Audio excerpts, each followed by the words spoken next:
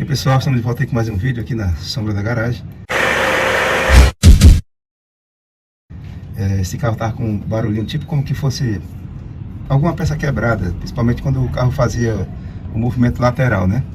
E nem a reta normal, terreno plano, tranquilo. Mas quando ele fazia esse leve movimento, principalmente se você estava andando devagar na estrada irregular, você escutasse uns estalos, né? Muitas vezes preocupa, a gente pensa que pode ser uma transmissão, um diferencial, porque você não consegue identificar lá da cabine onde é exatamente o local. Então eu vou pedir para o meu filho, o André Luca, fazer o movimento no carro lateral. Eu já identifiquei onde é o problema e vocês vão observar de perto.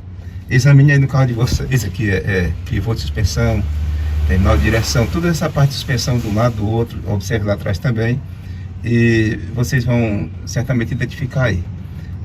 Vai, Luque, balança aí, bem força.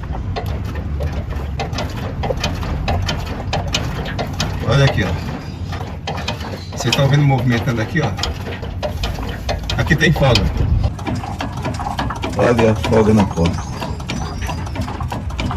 Você tocando na peça, você sente, ó, tanto o barulho como a vibração. Então isso aqui a gente conhece como bieleta. Bieleta aqui da barra estabilizadora, tá bom? Pode parar, Lu. Então aqui a gente já matou a charada. Vamos tentar apertar essa porca. Se não der certo, a gente vai ter que ver se tem folga demais aqui no furo dela, né? Mas eu acredito que se ela aceitar aperto, pode ser que resolva. Vamos ver se pega aperto. Vamos colocar aqui a nossa chave Allen.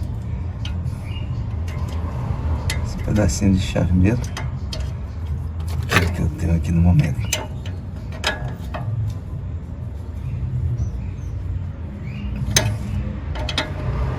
Aqui pegou um pouquinho de aperto.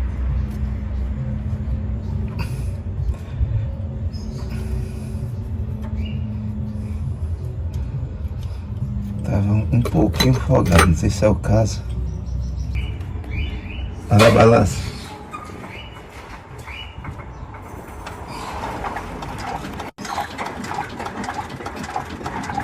Você veja aí que já melhorou ali.